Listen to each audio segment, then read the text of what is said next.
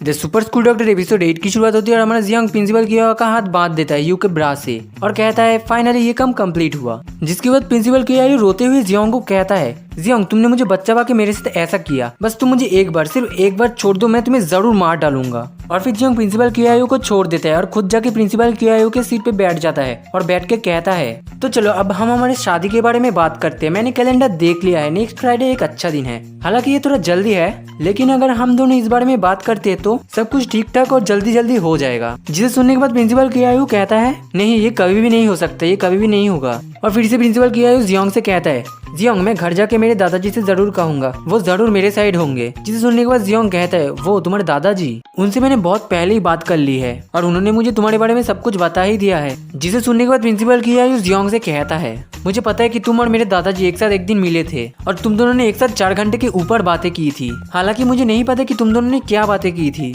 और तभी टीचर टोंग वहाँ पे आती है और प्रिंसिपल कियायू के रूम के बाहर नॉक करने लगती है और वो प्रिंसिपल कियायू से पूछती है क्या डॉक्टर जियांग अंदर है। तो प्रिंसिपल कियायू सोच में पड़ जाती है और अपने मन में कहती है ये तो टीचर टोंग है, क्या वो जियांग को खोजने के लिए यहाँ पे आया है। लेकिन ये तो अजीब है क्योंकि जियांग चिनचुन शहर में पहली बार आया है और वो दोनों एक दूसरे को कैसे जान सकते हैं। और टीचर टोंग ने तो उसे डॉक्टर जियांग भी कहा, इसका मतलब प्रिंसिपल कियायू आगे कुछ कहता उससे पहले जियांग कहता है वो ये तो टीचर टोंग है, अंदर आ जाओ। और तभी प्रिंसिपल कियायू की फट जाती है और फिर प्रिंसिपल कियायू जल्दी से घूम के जियांग को कहती है तुम्हें उसे अंदर आने का परमिशन किसने दिया।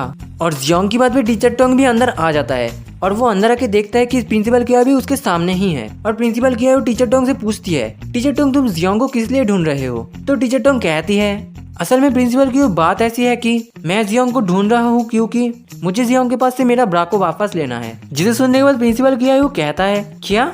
और फिर प्रिंसिपल किया अपने मन में कहता है क्या ब्रा, उस ब्रा को तो जियांग ने मेरे हाथ पे बांध दिया है, लेकिन टीचर टोंग का ब्रा जियांग के पास क्या कर रहा है। इसका मतलब क्या उन दोनों का कोई रिलेशन है। शायद ऐसा हो सकता है, वरना टीचर टोंग मेरे ऑफिस में ब्रा को मांगने कैसे आ सकती है। और फिर से प्रिंसिपल किया अपने मन में कहती है टीचर टोंग स्पोर्ट्स के कपड़े पहनते हैं, मैं ये देख भी नहीं सकता कि टीचर टोंग ने अपने अंदर ब्रा पहनी है या नहीं। और प्रिंसिपल किया के पीछे से जियांग कहता है ओ टीचर टोंग आप आ गई, मुझे माफ कर देना कि मैं आपको ब्रा लौटाना भूल गया। और जियांग की ये सब बातें सुन के प्रिंसिपल किया अपने मन में जियांग को गालियां देने लगती है। और जियांग की बातें सुनकर टीचर टोंग कहती है नहीं नहीं डॉक्टर जियांग ये आपकी गलती नहीं थी, ये मेरी गलती थी कि मैं आपसे वो ब्रा लेना भूल गई। और इन दोनों की बातें सुनने के बाद प्रिंसिपल किया अपने मन में इन दोनों के बारे में अजीबोगरीब ख्याल सोचने लगती है। वो सोचती है जरूर ये दोनों किसी गुप्त जगह पे जाके गुप्त काम कर रहे थे जिस समय जियांग ने टीचर टोंग का ब्रा अपने पॉकेट में भर लिया। और मुझे लगता है कि इन दोनों का जरूर कोई रिलेशन है, लेकिन क्या टीचर टोंग को हम दोनों की शादी के बारे में कुछ पता नहीं है। और तभी जियांग पीछे से कहता है टीचर टोंग असल में बात ऐसी है कि मैंने उस ब्रा को एक जगह पे यूज किया है। और ये बात सुन के फिर से प्रिंसिपल किया के पसीने छूटने लगते हैं। और फिर जियांग टीचर टोंग के पास जाके कहती है असल में टीचर टोंग बात ऐसी है कि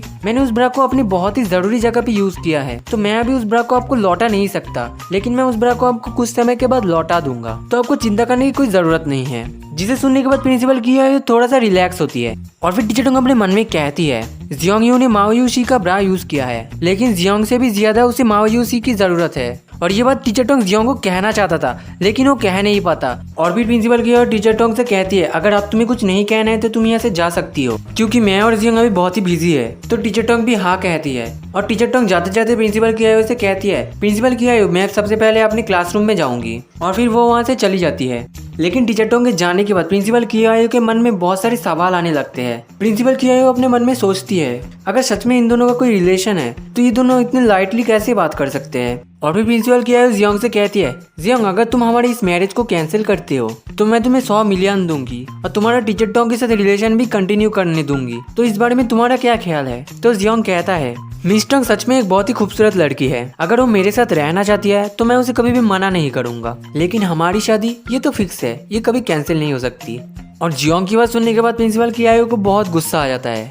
और प्रिंसिपल कियायू जियांग से कहता है क्या तुम्हें पता है इस शादी को रोकने के लिए मेरे पास कितने बहाने हैं, और क्या तुम्हें ये पता है कि मैंने इस शादी की वजह से कितने रातें रोया है, और मैंने अपने ग्रैंडपा से भी बहुत बार कही है, लेकिन अब बहुत हो चुका, अब तुम मेरे सामने से चले जाओ और तुम्हारी शक्ल मुझे कभी मत दिखाना। जिसके बाद जियांग कहता है अब मुझे तुम्हें कितनी बार कहना पड़ेगा कि हमारी शादी कभी कैंसिल नहीं हो सकती, लेकिन तुम फिर भी कैंसिल करने के पीछे पड़े हो। ये शादी हम दोनों के दादाओं ने तय की थी, अगर तुम्हें फिर भी यकीन नहीं होता तो तुम अपने दादाजी से जाके पूछ सकते हो। अगर तुम्हें तुम्हारे दादाजी के ऊपर विश्वास नहीं होता तो तुम जाके अपने डैड से पूछ सकते हो। तुम्हारे डैड भी उस समय वहाँ पे थे। तो प्रिंसिपल किया जियोंग से फिर से कहती है, जियोंग मैं ऐसा क्या करूँ कि तुम इस शादी को कैंसिल कर दो। तो जियोंग कहता है, तुम्हें कुछ भी करने की जरूरत नहीं है, जो करना था वो हमारे दादाजी ने पहले ही कर दिया है। और तुम्हें तो पता ही है मैं कभी अपने दादाजी की बात टाल नहीं सकता। हालांकि मुझे पता है कि तुम्हें बहुत ज्यादा खामियां हैं। तुम्हारी संतरी का साइज बड़ा है और तुम्हारी कमर मोटी है और तुम्हारा रंग ज्यादा सफेद है, लेकिन मुझे फिर भी परेशानी नहीं है। जिसे सुनने के बाद प्रिंसिपल कियायो को बहुत गुस्सा आ जाता है। और यहीं पे द सुपर स्कूल डॉक्टर के एपिसोड 8 खत्म होता है। तो मिलते हैं किसी नेक्स्ट एपिसोड में, तब तक के लिए बाय।